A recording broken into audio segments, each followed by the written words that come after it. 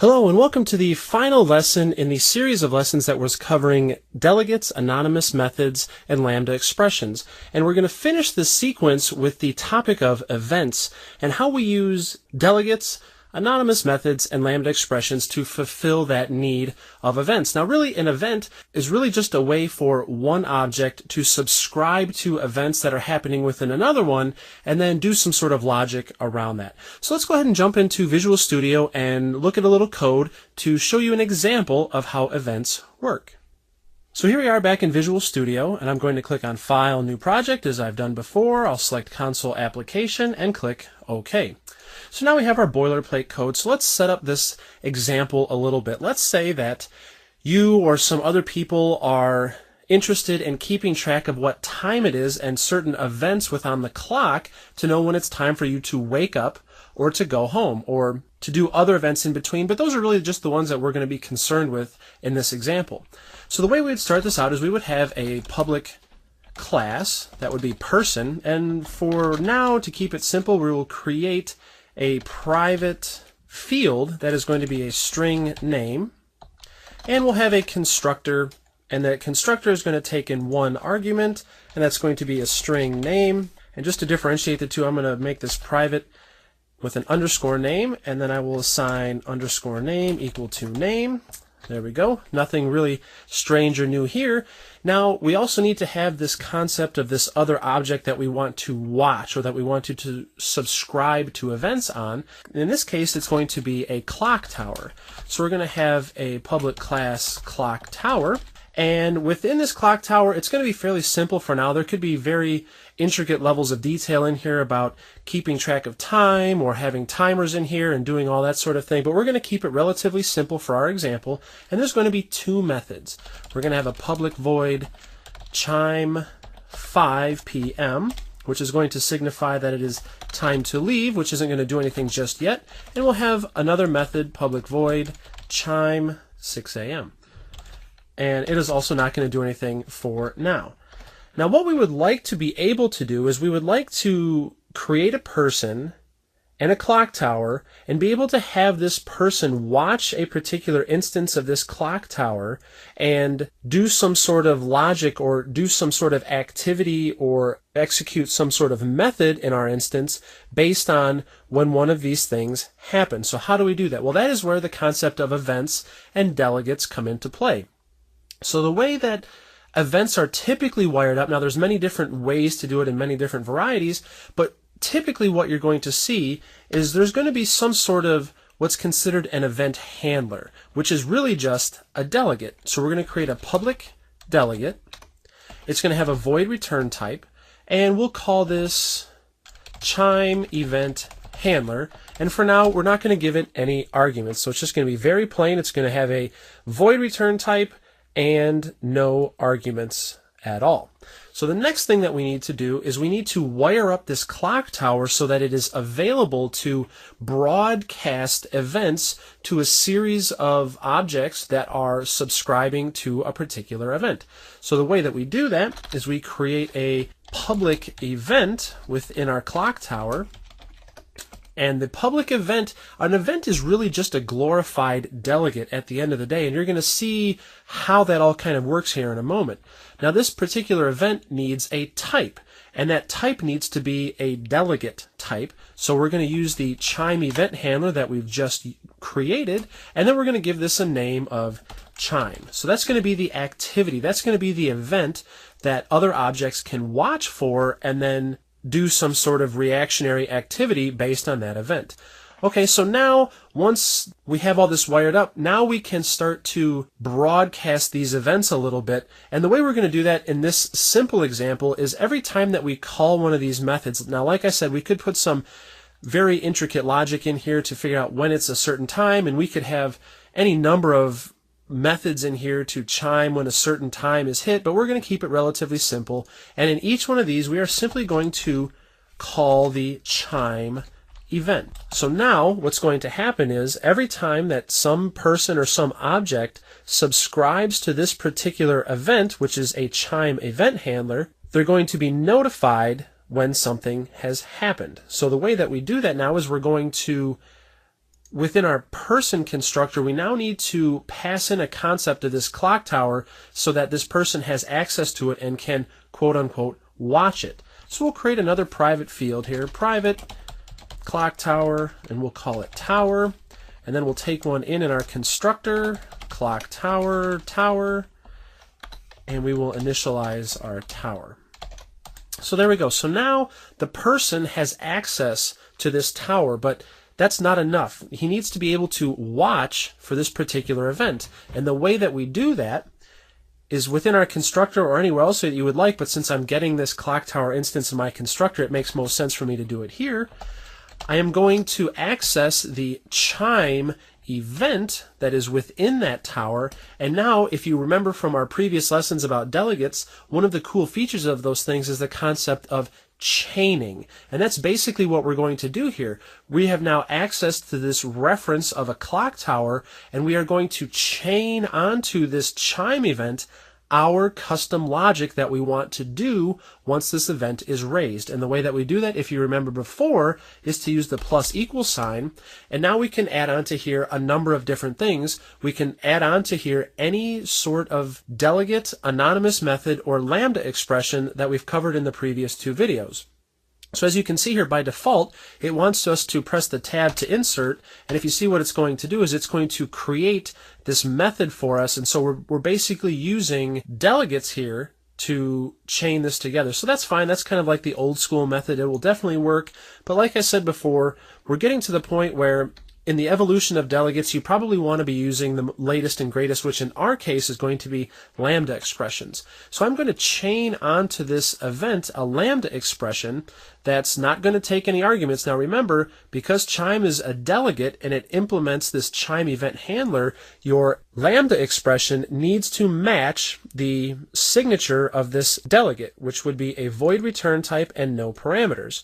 So in lambda expressions, the way we do no parameters is we specify an empty parenthesis set.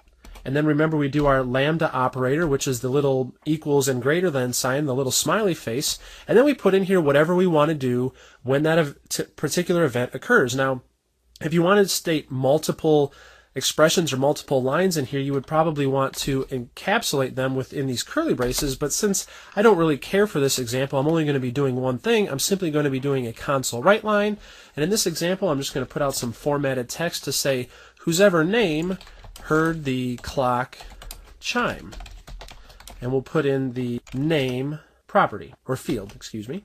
So now we can build this, see if we've done everything correctly. Great. And now if we run this, you're going to see that nothing actually happens. Okay, so now what we want to do is we want to wire all of this up. So in order for this to work, we need a new instance of tower. So we'll create a new clock tower.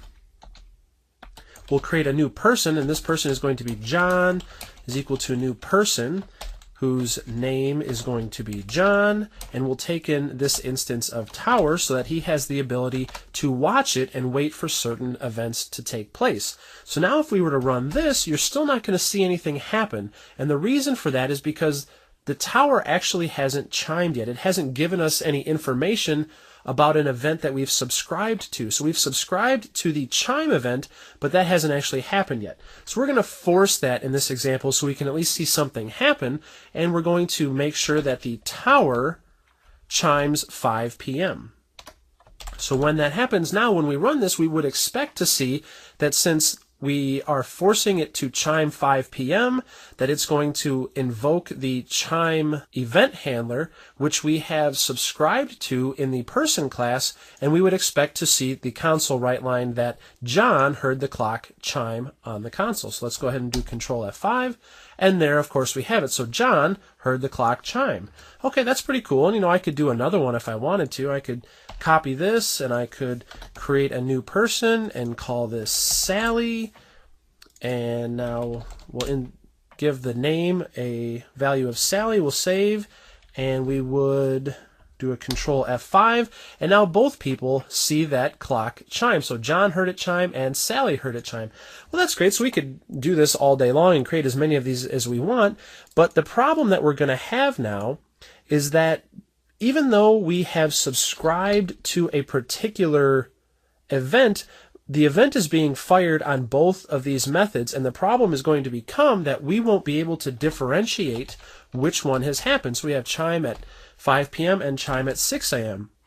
Now if we run this, we're going to see we heard it chime both times, but we don't actually know which event was being raised. Now, sure, the naive way of doing this is we could create multiple events, one for each type of activity that is happening within our clock tower, but that would be a lot of maintenance and a lot of problems that could arise because of that, because we could have basically an infinite number of events happening in a clock tower. We could have it at seconds, nanoseconds, milliseconds, hours, half hours. We could do it however we wanted.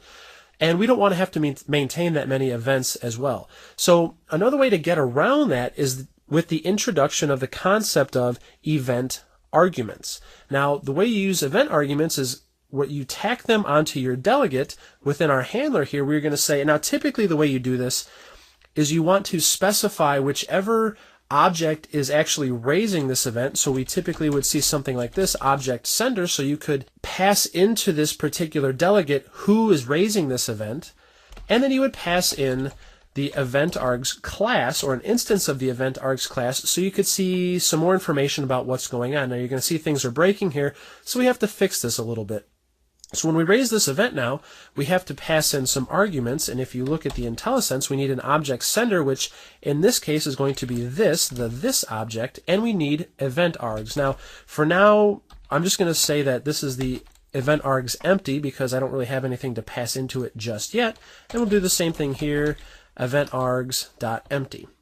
Now we can save this, but now we have to modify our lambda expression a little bit because this delegate or this lambda expression now needs to take in two parameters, namely an object and the event args. So I would simply specify those in here, object sender, event args, and now I can save this, do Control F5, and everything still runs again. Now, we're able to pass data into that delegate, to that lambda expression, but we're not really doing anything with it yet.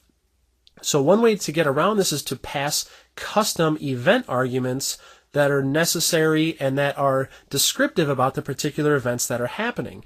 And since event args at the end of the day is merely a class, we can create our own version of that. So let's create a new public class called Clock Tower Event Args. And this is going to inherit from event args, and we are able to specify any number of things in here that we would specify within a class, and in this case I'm simply going to create a property. It's going to be an int, and the name is going to be time. So I can save this, and now instead of passing in here event args, we're going to pass in clock tower event args. So I will need to pass into the chime event here a new instance of my clock tower event args, and I'm going to initialize time in this case. Since it's 5 p.m., we'll give it military time, so it makes a little bit more sense, of 17. And we'll do the same thing on the chime 6 a.m. method. We'll give it a new instance of clock tower event args, and we will initialize time equal to 6. All right, we can save this. We now need to modify our lambda expression to accept the clock tower event args. Now we can save this and execute again. Now everything continues to work, but now we've gotten to a place where we have supplied meaningful information to this event. So now instead of just saying that I heard the clock chime, I want to do some sort of custom logic, some custom operations to handle this particular event. Now since I'm going to be adding in multiple lines to this lambda expression, I need to write them within curly braces. So I'm going to copy or cut this line, and I'm going to paste it within these curly braces, and I can continue on. So not only did this person hear the clock chime, but he wants to do some sort of custom logic in order to handle that particular event. So now I'm going to do, very simply, I'm going to do a simple switch statement, and I'm going to switch on the args.time property. And I'll just write in a couple cases in here. In the case that it is 6, then we're going to do a simple console write line to say that this person's particular name is waking up. So at 6 o'clock a.m., this person is going to wake up. And then, of course, in switch case statements, you need a break. So I will break after that line, and then I will do another case of, this time we're talking about 17. and there will be another console write line to say that this particular person is going home after a long, hard day of work. We'll close that off and we'll break out of here, and now we'll save. And now what we would expect to happen is now we have custom logic based on these clock tower event args that we can do some sort of custom logic on. In this case, it's a very simple switch statement. So now when I create my person, John, and he takes in an instance of the clock tower and subscribes to the clock tower chime event with a lambda expression to say that I heard the clock chime, and that if the clock chimes 6 o'clock, then I'm going to wake up, and if it chimes 5 o'clock, I'm going to go home. So now we can execute this with Control F5, and so now we're seeing that John heard the clock chime and he's going home, and then John heard the clock chime and John is waking up because it chimed both 5 p.m. and 6 a.m. So of course, if I removed one of these, chime 5 p.m., save and execute, this time he's only going to hear the clock chime and then wake up.